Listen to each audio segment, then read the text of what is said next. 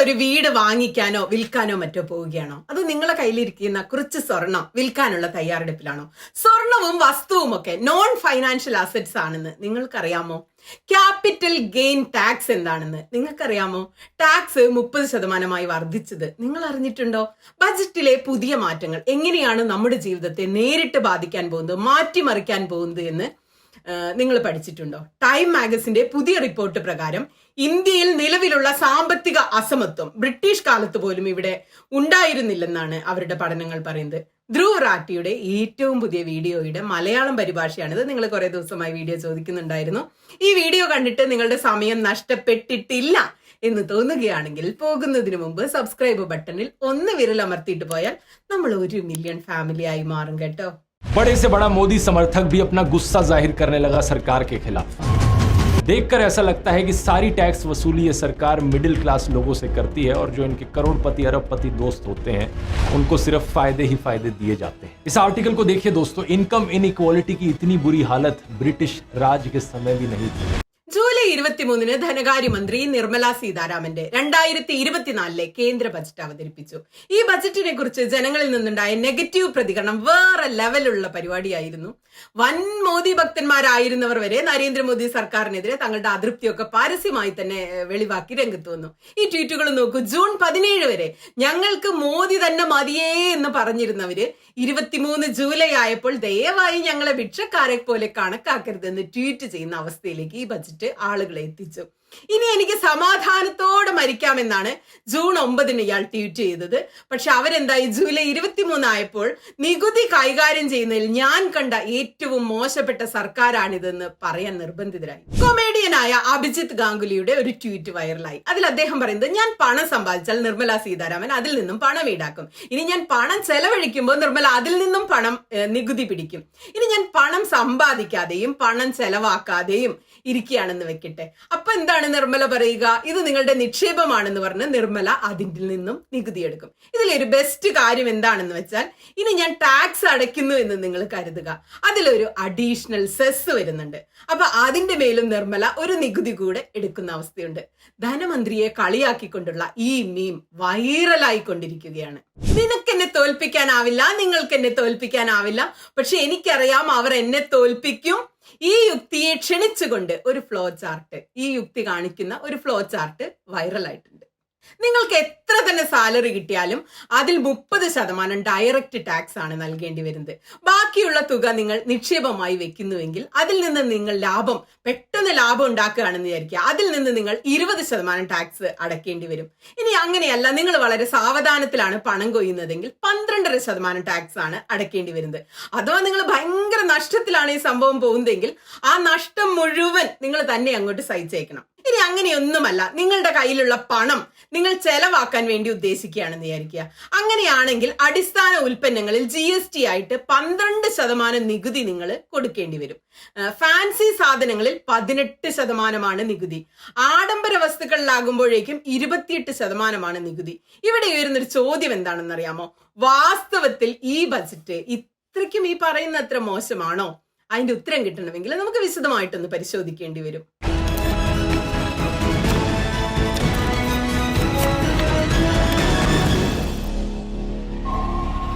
ഏറ്റവും കൂടുതൽ വിമർശനം ഏറ്റുവാങ്ങിയ ക്യാപിറ്റൽ ഗെയിൻ ടാക്സിനെ കുറിച്ച് പറഞ്ഞുകൊണ്ട് നമുക്ക് തുടങ്ങാം. ഈ നികുതി ഈടാക്കുന്നത് നിങ്ങൾ വീടോ ഭൂമിയോ വിൽക്കുമ്പോഴോ അല്ലെങ്കിൽ നിങ്ങളുടെ മ്യൂച്വൽ ഫണ്ടിലും സ്റ്റോക്ക് മാർക്കറ്റിലും ഒക്കെയുള്ള നിങ്ങളുടെ നിക്ഷേപങ്ങളിൽ നിന്ന് ലാഭം ഉണ്ടാക്കുമ്പോഴോ ഒക്കെയാണ്. മ്യൂച്വൽ ഫണ്ടിൽ നിങ്ങൾ നിക്ഷേപിക്കുമ്പോൾ ക്യാപിറ്റൽ ഗെയിൻസ് ടാക്സിനെ 2ആയി തിരിക്കുകയാണ് ചെയ്യുന്നത്. ഒരു വർഷത്തിനുള്ളിൽ നിങ്ങൾ ഏതെങ്കിലും ഒരു പ്രോപ്പർട്ടി വിൽക്കുകയോ വാങ്ങുകയോ ചെയ്യുകയാണെങ്കിൽ അതിനെ ഷോർട്ട് ടേം എന്നാണ് നമ്മൾ വിളിക്കുക. അതിന് ഈടാക്കുന്ന നികുതിയെ നമ്മൾ വിളിക്കും ഷോർട്ട് ടേം ക്യാപിറ്റൽ ടാക്സ് എന്ന് വിളിക്കും. ചുരുക്കി പറഞ്ഞാൽ, ചെറുതാക്കി പറഞ്ഞാൽ STCG എന്ന് വിളിക്കും.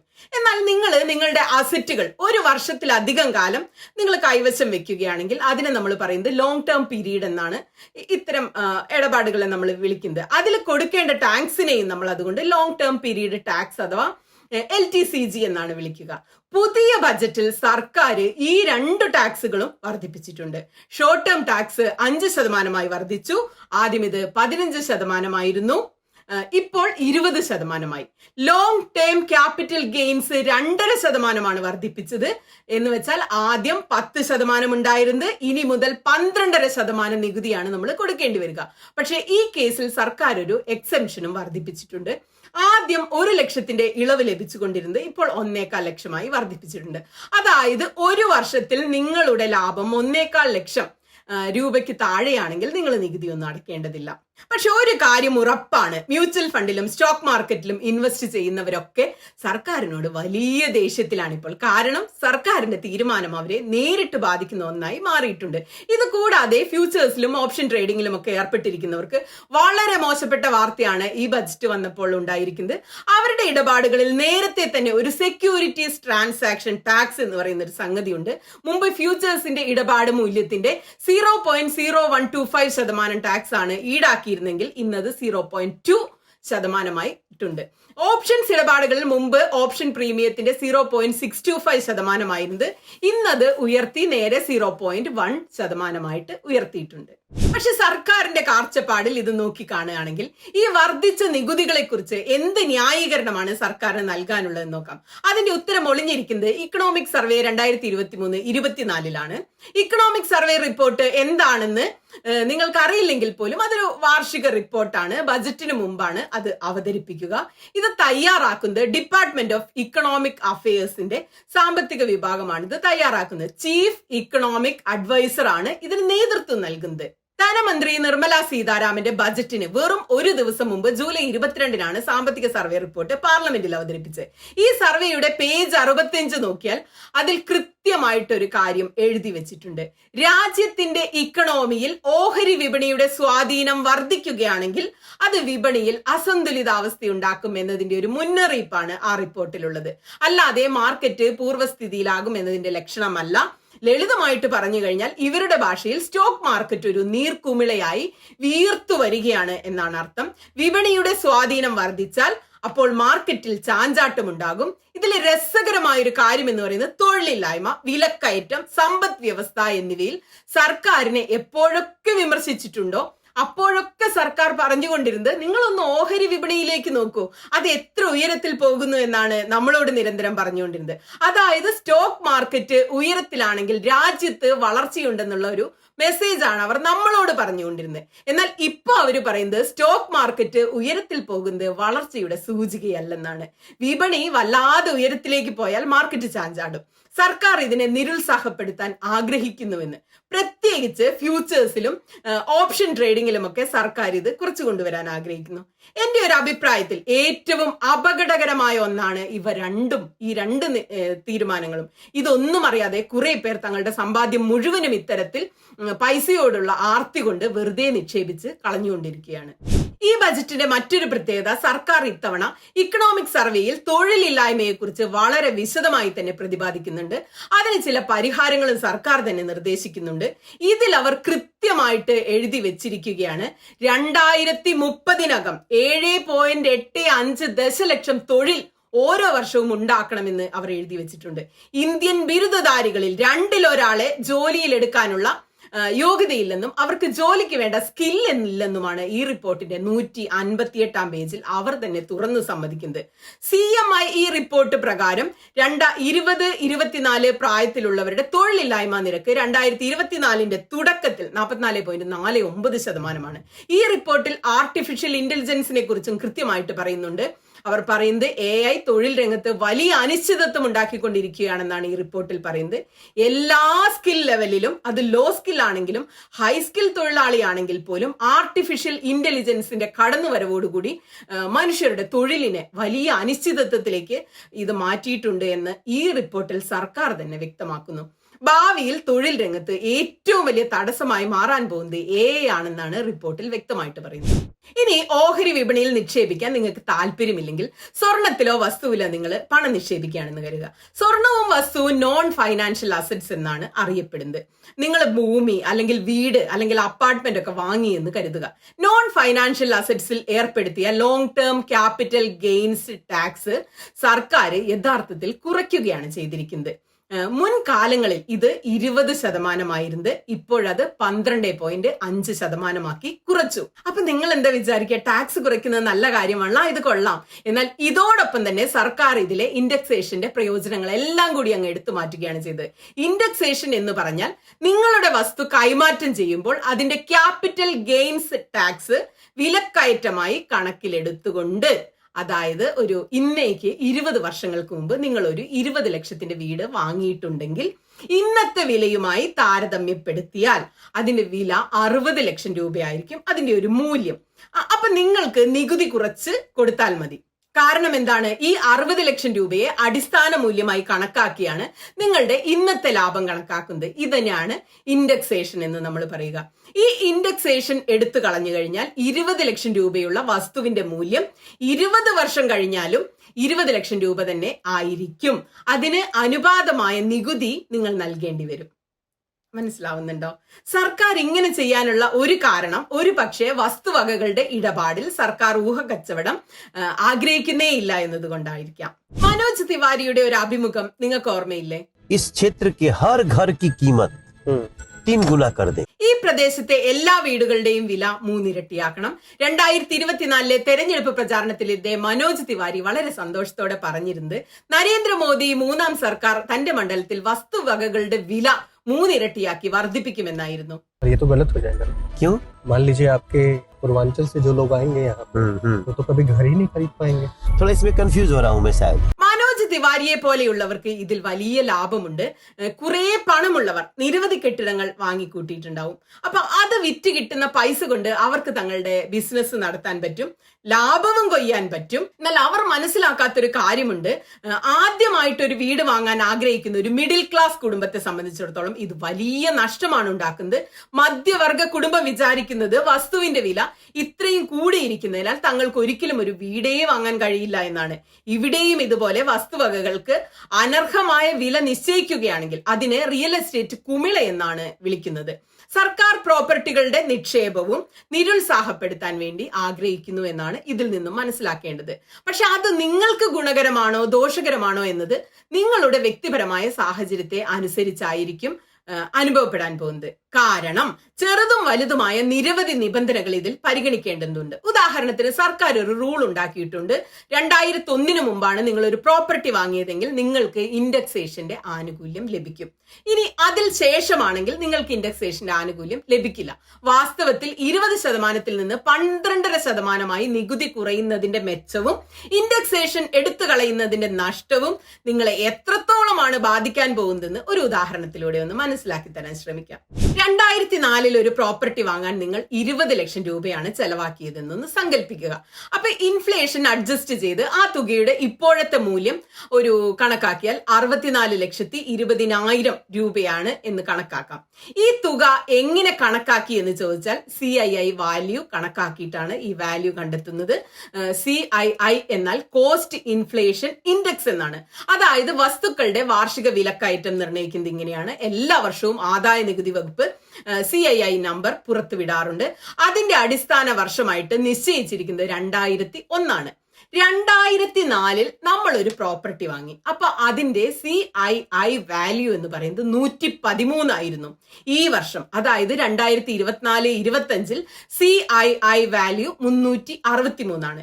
ഈ 363നെ 113 കൊണ്ട് ഹരിക്കുമ്പോൾ 3.21 എന്നൊരു നമ്പർ ലഭിക്കും. ഈ സംഖ്യയെ നമ്മുടെ പ്രോപ്പർട്ടിയുടെ വിലയായ 20 ലക്ഷത്തോടു കൂടി ഗുണിക്കുമ്പോൾ കിട്ടുന്നതാണ് വിലക്കയറ്റവുമായി അഡ്ജസ്റ്റ് ചെയ്ത് കിട്ടുന്ന ഇന്നത്തെ നിങ്ങളുടെ പ്രോപ്പർട്ടിയുടെ വില. അതായത് 64,20,000 എന്ന നമ്പർ അങ്ങനെയാണ് കിട്ടിയത്. ഇനി ഈ വീട് നിങ്ങൾ എത്ര വിലക്കാണ് വിൽക്കുന്നത്? Centre for social and economic progress studies വ്യക്തമാക്കുന്നത് 1991 മുതൽ 2021 വരെ ഇന്ത്യയിലെ വീടുകൾ വിൽക്കപ്പെടുന്നത് വർഷം തോറും 9.3% വില വർധനയോടെയാണെന്നാണ്. ഈ ട്രെൻഡ് വെച്ചിട്ടാണെങ്കിൽ ഈ വീട് 2024 1.24 കോടി രൂപയ്ക്ക് വിൽക്കാൻ പറ്റും. അതായത് 2004 നിങ്ങൾ 20 ലക്ഷം രൂപയ്ക്ക് വാങ്ങിയ പ്രോപ്പർട്ടി 2024 1.24 കോടി രൂപയ്ക്ക് വിൽക്കാനുള്ള അസറ്റ് ഉണ്ട്. പഴയ സംവിധാനം വെച്ചാണെങ്കിൽ നമുക്ക് എത്ര ടാക്സ് അടയ്ക്കണമെന്ന് നോക്കാം. അതിൽ ഇൻഡെക്സേഷന്റെ കണക്കെടുത്താൽ 1.24 കോടി 64,064 20,20,000 കിഴിച്ചാൽ ലഭിക്കുന്ന 60,22,636 രൂപ നികുതിയായി അടയ്ക്കേണ്ടി വരും. അപ്പൊ ഇപ്പോഴത്തെ സംവിധാനത്തിലാണെങ്കിൽ ഇൻഡെക്സേഷന്റെ ആനുകൂല്യങ്ങൾ ലഭിക്കുകയില്ല. 1,24,00,000 നിന്ന് 20 ലക്ഷം കുറയ്ക്കുമ്പോൾ 1,40,00,000 രൂപയാണ് ലഭിക്കുക. അതിൽ നിന്ന് നിലവിലെ ലോങ് ടേം ക്യാപിറ്റൽ ടാക്സ് 13 ലക്ഷം രൂപ നൽകേണ്ടതുണ്ട്. യഥാർത്ഥ വില വെച്ചുകൊണ്ടുള്ള ശരിയായിട്ടുള്ള ഉദാഹരണമാണിത്. ഈ ഒരു ഉദാഹരണം മാത്രം എടുത്താൽ തന്നെ പുതിയ സംവിധാനത്തിൽ 1 ലക്ഷം രൂപയുടെ നഷ്ടം മനസ്സിലാകും. നിരവധി പേര് തങ്ങളുടെ ആശങ്കകൾ പങ്കുവെച്ചു കഴിഞ്ഞു. ഈ നികുതി വലിയ നഷ്ടങ്ങൾ ഉണ്ടാക്കുന്നതാണെന്നും നികുതി വെട്ടിക്കാൻ വേണ്ടി ആളുകൾ ലിക്വിഡ് ക്യാഷ് ഉപയോഗിക്കുമെന്നും അത് വീണ്ടും കള്ളപ്പണത്തിന്റെ ഒരു സർക്കുലേഷൻ അല്ലെങ്കിൽ നമ്മുടെ ഇടയിലൊക്കെ ഉള്ളത് കൂട്ടുമെന്നുമൊക്കെയാണ് ജനങ്ങളുടെ വലിയ ആശങ്ക. ഏറ്റവും വലിയ നഷ്ടം കഴിഞ്ഞ 23 വർഷമായിട്ട് ദീർഘകാല നിക്ഷേപങ്ങൾ നടത്തിയവർക്കാണ് ഈ ബജറ്റ് കൊണ്ട് വരാൻ പോകുന്നത്. ഇതുവരെ അപ്പാർട്ട്മെന്റുകൾ നിർമ്മിക്കാത്ത ഹൗസിംഗ് പ്രോജക്റ്റുകളുണ്ട്. അത് വൈകി 5-10 കൊല്ലം പൂർത്തിയാക്കിയിട്ടുള്ളവർക്കൊക്കെ കൂടുതൽ നഷ്ടമാണ് ഈ ബജറ്റ് കൊണ്ട് സംഭവിക്കാൻ പോകുന്നത്. ഈ നയം കൊണ്ട് സർക്കാർ പ്രതീക്ഷിക്കുന്നത് പ്രോപ്പർട്ടികളുടെ നിലവിലുള്ള ഊഹക്കച്ചവടം കുറയ്ക്കാമെന്നതാണ്. വില അത്ര പെട്ടെന്ന് ഉയരാൻ പോകുന്നില്ല. ഒരു പക്ഷേ താഴെ തട്ടിലുള്ള മധ്യവർഗക്കാർക്ക് ഒരു വീട് എന്ന സ്വപ്നം സാക്ഷാത്കരിക്കാൻ കഴിഞ്ഞേക്കാമെന്നായിരിക്കാം സർക്കാർ ചിന്തിക്കുന്നത്. ഇനി നമുക്ക് സ്റ്റാർട്ടപ്പുകളിൽ ഏർപ്പെടുത്തിയിരിക്കുന്ന ഏഞ്ചൽ ടാക്സുകൾ ഒന്ന് പരിശോധിക്കാം. ഏതെങ്കിലും സ്റ്റാർട്ടപ്പ് കമ്പനികൾ അവരുടെ പുതിയ ഓഹരികൾ തങ്ങളുടെ ശരിയായ മാർക്കറ്റ് വാല്യൂവിനേക്കാൾ ഉയർന്ന വിലയിൽ പുറത്തിറക്കുകയാണെങ്കിൽ ചുമത്തുന്ന നികുതിയാണ് ഏഞ്ചൽ നികുതി എന്ന് പറയുന്നത്. പുതിയ ബജറ്റിൽ സർക്കാർ അത് നീക്കാനുള്ള ഒരു തീരുമാനമെടുത്തിട്ടുണ്ട്. അത് വളരെ നല്ല തീരുമാനമാണെന്ന് പറയേണ്ടി വരും. വാസ്തവത്തിൽ പ്രതിപക്ഷ പാർട്ടികളും ഈ തീരുമാനത്തെ പുകഴ്ത്തി പറഞ്ഞിട്ടുണ്ട്. കോൺഗ്രസ് നേതാക്കൾ പറയുന്നത് കുറെ കാലമായി ഞങ്ങൾ ഇത് നടപ്പിലാക്കാൻ വേണ്ടി ആവശ്യപ്പെട്ടുകൊണ്ടിരിക്കുകയായിരുന്നു എന്നാണ്. കോൺഗ്രസിന്റെ മാനിഫെസ്റ്റോയിലുള്ള ഒരു വാഗ്ദാനമാണ് ഇപ്പോൾ ഈ ബഡ്ജറ്റിൽ നടപ്പാക്കിയിരിക്കുന്നത്. ആദായ നികുതിയിൽ ചെറിയൊരു മാറ്റമാണ് വരുത്തിയത്. ചെറിയ തോതിൽ മിഡിൽ ക്ലാസ്സിന് നേട്ടമുണ്ടാകും. സ്റ്റാൻഡേർഡ് ഡിഡക്ഷൻ 50,000 നിന്ന് 75,000 ആക്കി മാറ്റി. സ്ലാബിൽ ചെറിയൊരു മാറ്റം വരുത്തിയിട്ടുണ്ട്. മുൻകാലങ്ങളിൽ 3 ലക്ഷം മുതൽ 6 ലക്ഷം വരെയുള്ള വരുമാനത്തിന് 5% നികുതി ഈടാക്കിയിരുന്നത് ഇപ്പോൾ 7 ലക്ഷം വരുമാനത്തിനാണ് 5% ടാക്സ് ഈടാക്കുന്നത്. അതുപോലെ തന്നെ 6 ലക്ഷം മുതൽ 9 ലക്ഷം വരെ വരുമാനം ഉണ്ടായിരുന്നവർക്ക് 10% നികുതി എന്നുണ്ടായിരുന്നത് ഇപ്പോൾ 7 മുതൽ 10 ലക്ഷത്തിന്റെ സ്ലാബിലാണ് ഈ ഒരു നികുതി വരുന്നത്. 9 ലക്ഷം മുതൽ 12 ലക്ഷം വരെ വരുമാനമുള്ളവർക്ക് ആദ്യകാലങ്ങളിൽ 15% ടാക്സ് നൽകിയിരുന്നത് ഇപ്പോൾ 10-12 ലക്ഷത്തിന്റെ സ്ലാബിലാണ് ഉൾപ്പെടുത്തിയിരിക്കുന്നത്. ബാക്കി ടാക്സ് സ്ലാബുകളിലൊന്നും പ്രത്യേകിച്ച് യാതൊരു മാറ്റവും വന്നിട്ടില്ല. പഴയതുപോലെ തന്നെയൊക്കെ തുടരുകയാണ്. ഇതിൽ നിന്നും നിങ്ങൾക്ക് എത്ര നേട്ടമുണ്ടാകുമെന്നത് 80D, 80TTA, 80TTB എന്നീ വകുപ്പുകൾ പ്രകാരം നിങ്ങൾക്ക് എത്ര പിടുത്തങ്ങൾ അല്ലെങ്കിൽ ഡിഡക്ഷൻസ് ഉണ്ട് എന്നതിനെ ആശ്രയിച്ചാണ് ഇത് നിങ്ങളെ എങ്ങനെ ബാധിക്കുമെന്ന് പറയുക. കൃത്യമായിട്ട് പറഞ്ഞാൽ നിങ്ങളുടെ വാർഷിക വരുമാനം അനുസരിച്ചായിരിക്കും ഇത് നിങ്ങളെ ബാധിക്കാൻ പോകുന്നത്. പക്ഷെ പൊതുവിൽ പറഞ്ഞാൽ മിഡിൽ ക്ലാസ്സുകാർക്ക് ചെറിയൊരു നേട്ടം ബഡ്ജറ്റിലെ ഈ ഒരു വകുപ്പ് കൊണ്ട് കിട്ടിയിട്ടുണ്ട്. ഈ ബജറ്റിനെ മറ്റു സർക്കാരുകളുടെ ബജറ്റുമായി താരതമ്യം ചെയ്യുന്ന ഒരു രസികൻ ചാർട്ട് മിന്റ് പ്രസിദ്ധീകരിച്ചിട്ടുണ്ട്. 2006 മുതൽ 2012 വരെയുള്ള കാലയളവിൽ 0%-ന്റെയും 20%-ന്റെയും സ്ലാബുകൾ മധ്യവർഗത്തെ സഹായിക്കാൻ വേണ്ടി ഉയർത്തിയിട്ടുണ്ട് എന്നതാണ് ആ ചാർട്ട് പരിശോധിക്കുന്നത്. എന്നാൽ ഈ സ്ലാബുകളിൽ കഴിഞ്ഞ 12 വർഷമായിട്ട് സർക്കാർ മാറ്റിയിട്ടില്ല. ഇതേ കാര്യം ക്യാപിറ്റൽ ഗെയിൻ ടാക്സിന്റെ കാര്യത്തിലും നമുക്ക് എടുക്കാൻ പറ്റും. 2004 മൻമോഹൻ സിംഗ് പ്രധാനമന്ത്രിയായിരുന്നപ്പോൾ LTCG 0% 2018 മാത്രമാണ് നരേന്ദ്രമോദി സർക്കാർ ഈ ടാക്സ് തിരികെ കൊണ്ടുവരുന്നത്. ഇപ്പോഴത് 12.5%. ഈ സർക്കാരിനെതിരെ ഉയരുന്ന മറ്റൊരു പ്രധാനപ്പെട്ട വിമർശനം നിങ്ങളുടെ വാർഷിക വരുമാനം 15 ലക്ഷത്തിലും കൂടുതലാണെങ്കിൽ നിങ്ങൾ അടയ്ക്കേണ്ട ഏറ്റവും കൂടിയ ടാക്സ് 30% എന്നതാണ്. ഇനി വേറെ ഒരാളുടെ വരുമാനം ഇനി 1 കോടിയാണെന്ന് വിചാരിക്കുക. അയാൾ ഒടുക്കേണ്ട ടാക്സും 30% മാത്രമാണ് എന്നതാണ് ഇതിൽ ഏറ്റവും വലിയ പ്രശ്നം. വാസ്തവത്തിൽ ഇതിൽ ഒരാൾ കോടിപതിയും മറ്റേയാൾ ഒരു മിഡിൽ ക്ലാസ് അല്ലെങ്കിൽ അപ്പർ മിഡിൽ ക്ലാസ്സിൽ പെടുന്ന ആളുമാണ്. പക്ഷെ രണ്ടുപേരും ഒരേ തരം നികുതി കൊടുക്കേണ്ടി വരുന്നു. പല തവണ നാം കേട്ടിട്ടുണ്ട് നരേന്ദ്രമോദി സർക്കാരിനെ അദാനി അംബാനി സർക്കാർ എന്ന് പ്രതിപക്ഷം വിളിക്കുന്നത്. അതിന്റെ പിന്നിലെ ഒരു യഥാർത്ഥ കാരണം ഇതാണ്. കണ്ടാൽ തോന്നുന്നത് സർക്കാർ ഈ നികുതി മുഴുവനും മിഡിൽ ക്ലാസ്സുകാരന്റെ കയ്യിൽ നിന്നാണ് വസൂലാക്കുന്നതെന്നാണ്. അതേസമയം സർക്കാരിന്റെ കോടിപതികളും ശതകോടിപതികളുമായ സുഹൃത്തുക്കൾക്ക് ലാഭത്തോട് ലാഭമാണ് ഇതുകൊണ്ട് ലഭിക്കുന്നത്. ഇത് വേറെ ഒരു ഡാറ്റ പോയിന്റിൽ നമുക്ക് വ്യക്തമായിട്ടൊന്ന് മനസ്സിലാക്കാവുന്നതാണ്. സർക്കാരിന്റെ കയ്യിലുള്ള വരുമാനത്തിന്റെ 19% ആദായ നികുതിയാണ് എന്നാണ് ബജറ്റ് രേഖകളിൽ പറയുന്നത്.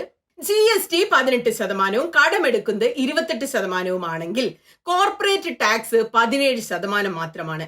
ഇതിൽ നൽകിയിട്ടുള്ള ഗ്രാഫിലേക്ക് ഒന്ന് നോക്കൂ. എപ്പോഴും അങ്ങനെ ആയിരുന്നില്ല കേട്ടോ. 2014-15 മുമ്പ് സർക്കാർ വരുമാനത്തിന്റെ ഭൂരിപക്ഷ ഓഹരിയും യഥാർത്ഥത്തിൽ കോർപ്പറേറ്റ് ടാക്സിൽ നിന്നാണ് വന്നുകൊണ്ടിരുന്നത്. അതായത് കമ്പനികൾക്ക് ചുമത്തിയിരുന്ന നികുതി. ഇത്രയും വർഷങ്ങൾക്കുള്ളിൽ സർക്കാർ ഈ കോർപ്പറേറ്റ് ടാക്സ് കുറച്ചു കൊണ്ടുവരികയാണ് ചെയ്തത്. കൂടാതെ ആദായ നികുതിക്കാരിൽ നിന്നും ടാക്സ് ഈടാക്കിക്കൊണ്ടുവരുന്നു. ധനമന്ത്രി ബജറ്റിൽ 5 പദ്ധതികളെ കുറിച്ച് പറയുന്നുണ്ട്. അതിനായിട്ട് 2 ലക്ഷം കോടി രൂപയാണ് നീക്കിവെച്ചിരിക്കുന്നത്. ആദ്യത്തേത് ഫസ്റ്റ് ടൈം എംപ്ലോയ്മെന്റ് സപ്പോർട്ടാണ്. ആദ്യമായിട്ട് ജോലി നോക്കാൻ വേണ്ടി പോകുന്ന ഉദ്യോഗാർത്ഥികൾക്ക് അവർ സർക്കാരിന്റെ EPFOയിൽ അംഗങ്ങളാണെങ്കിൽ സർക്കാർ അവർക്ക് 15,000 രൂപ നൽകും. രണ്ടാമത്തേത് മാനുഫാക്ചറിംഗ് രംഗത്തെ തൊഴിലാളികൾക്കും തൊഴിൽദാതാവിനും നിരവധി ആനുകൂല്യങ്ങൾ പ്രഖ്യാപിക്കുന്ന ഒരു പദ്ധതിയാണ്. തൊഴിൽദാതാവിനെ പ്രോത്സാഹിപ്പിക്കാൻ വേണ്ടി 2 വർഷത്തേക്ക് 3,000 രൂപ വേതനത്തിൽ കൂടുതൽ തൊഴിലാളികളെ ജോലിക്കെടുക്കും. ഈ 2 വർഷം ഇത്തരം തൊഴിലാളികൾക്കുള്ള വേതനമായ 3,000 രൂപ സർക്കാർ നൽകും. ഇത് കൂടാതെ അടുത്ത 5 വർഷത്തേക്ക് 2 ദശലക്ഷം യുവാക്കളുടെ നൈപുണ്യം കഴിവ് വർദ്ധിപ്പിക്കുന്നതിനായിട്ട് ഒരു സ്കില്ലിംഗ് സ്കീം ഉൾപ്പെടുത്തിയിട്ടുണ്ട്. 5ാമത്തേതും ശ്രദ്ധേയമായ പദ്ധതി ഇന്ത്യയിലെ 500 മുൻനിര കമ്പനികളിൽ 1 കോടി യുവാക്കൾക്ക് 1 വർഷത്തേക്കുള്ള ഇന്റേൺഷിപ്പ് അവസരങ്ങൾ നൽകുന്നുവെന്നാണ്. ഇത് എന്തുകൊണ്ടാണ് ശ്രദ്ധേയമാകുന്നത് എന്ന് വെച്ചാൽ മറ്റൊന്നും കൊണ്ടല്ല, കോൺഗ്രസിന്റെ തെരഞ്ഞെടുപ്പ് മാനിഫെസ്റ്റോയിൽ ഇതേ കാര്യം പ്രതിപാദിച്ചിരുന്നു.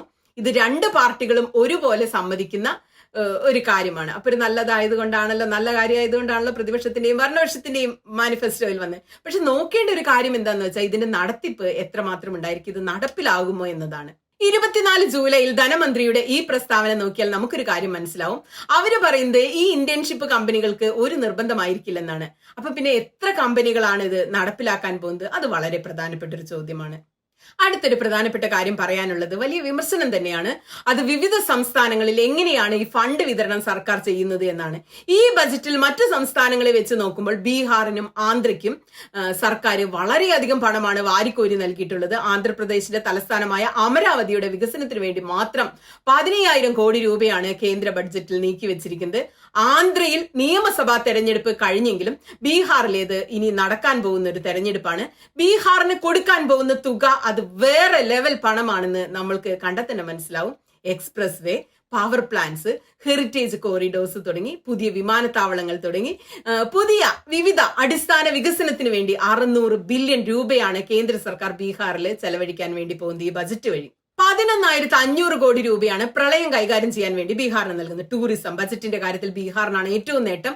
ഗയയിലെ വിഷ്ണു പദ് മന്ദിർ, ബോധ്ഗയയിലെ മഹാബോധി മന്ദിർ എന്നിവയ്ക്ക് ലോകോത്തര സൗകര്യങ്ങളും മികവും നൽകുമെന്നാണ് ധനകാര്യമന്ത്രി ബജറ്റിൽ പറയുന്നത്. തങ്ങളുടെ സഖ്യകക്ഷികളായ TDPയെയും JDUവിനെയും വളരെ പ്രീതിപ്പെടുത്തിക്കൊണ്ട് നിലനിൽക്കാനാണ് ന്യൂനപക്ഷ സർക്കാരായ മോദി സർക്കാരിന്റെ ഈ തീരുമാനമെന്ന് ഈ 2 സംസ്ഥാനങ്ങൾക്കും ഇത്രയേറെ പണം വാരിക്കോരി നൽകുന്നതിൽ നിന്ന് നമുക്ക് എല്ലാവർക്കും മനസ്സിലാക്കാവുന്ന കാര്യമാണ്. അതുകൊണ്ടാണ് രാഹുൽ ഗാന്ധി ഈ ബജറ്റിനെ കസേര കാക്കൽ എന്ന് പരിഹസിച്ച് വിളിക്കാനുള്ള കാരണം. കഴിഞ്ഞ കാലങ്ങളിൽ BJP ഇതേപോലെ അകമഴിഞ്ഞ് സഹായിച്ച ചില സംസ്ഥാനങ്ങളുണ്ട്. അതാണ് ഏതൊക്കെയാണത്? ഗുജറാത്തും ഉത്തർപ്രദേശുമായിരുന്നു.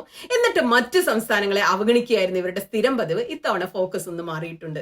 അവസാനമായിട്ട് ഒരു പോയിന്റ് കൂടെ പറയാനുണ്ട്. രാജ്യത്തെ സാമ്പത്തിക അസമത്വം കഴിഞ്ഞ 20 വർഷമായി പണക്കാരൻ എങ്ങനെ വീണ്ടും ധനികനാകുന്നുവെന്നും പാവപ്പെട്ടവൻ എങ്ങനെ ഇത്രമാത്രം നിലംപതിച്ചു പോകുന്നുവെന്നും ഈ ചാർട്ടിൽ നിന്ന് നമുക്ക് മനസ്സിലാക്കാൻ കഴിയും. വെറും 10% ആളുകളുടെ അവസ്ഥ മെച്ചപ്പെട്ടപ്പോൾ ബാക്കിയുള്ളവരുടെ വരുമാനം താഴെ നിന്നും വീണ്ടും കൂപ്പുകുത്തുന്നതാണ് ഈ ചാർട്ടിൽ നിങ്ങൾ കാണുന്നത്. ഈ വിഷയത്തെ അഭിസംബോധന ചെയ്യാൻ വേണ്ടി സർക്കാർ ചെയ്യേണ്ടത് മിഡിൽ ക്ലാസ്സുകാരുടെ വളർച്ചയിൽ ശ്രദ്ധിക്കുക എന്നൊരു കാര്യം ചെയ്യേണ്ടിയിരുന്നു. വലിയ ബിസിനസ്സുകാർക്ക് പകരം ചെറിയ ബിസിനസ്സുകളെ വളർത്തിയെടുക്കുകയാണ് ചെയ്യേണ്ടിയിരുന്നത്. മിഡിൽ ക്ലാസ്സുകാർക്ക് പകരം ബില്യണയർ സുഹൃത്തുക്കളുടെ നികുതി വർദ്ധിപ്പിക്കുകയാണ് ചെയ്യേണ്ടിയിരുന്നത്. ഈ ശതകോടീശ്വരന്മാരിൽ നിന്ന് അല്പം നികുതി കൂട്ടി വാങ്ങി എന്ന് വെച്ച് എന്ത് സംഭവിക്കുന്നുവെന്ന് എനിക്ക് മനസ്സിലാകുന്നില്ല. ഒരുപക്ഷെ അവർ നടത്തുന്ന 5,000 കോടിയുടെ വിവാഹത്തിന് ഒരു 1,000-2,000 കോടിയുടെ കുറവ് വരുമായിരിക്കും. ഒരു വിമാനത്താവളം ചിലപ്പോൾ കുറയുമായിരിക്കും. 2-3 കാർഡുകൾ രക്ഷപ്പെടുമായിരിക്കും. അതിലൊക്കെ എന്താണ് ഇത്ര വലിയ കുഴപ്പം? ടൈമിന്റെ പുതിയ റിപ്പോർട്ട് പ്രകാരം നിലവിൽ രാജ്യത്തുള്ള സാമ്പത്തിക അസമത്വം ബ്രിട്ടീഷുകാരുടെ കാലത്ത് പോലും ഉണ്ടായിരുന്നില്ലെന്നാണ് ആ റിപ്പോർട്ട് വെളിപ്പെടുത്തുന്നത്. നിങ്ങൾക്കത് ആലോചിക്കാൻ പറ്റുന്ന ഒന്നാണോ? സങ്കല്പിക്കാൻ പറ്റുന്നുണ്ടോ?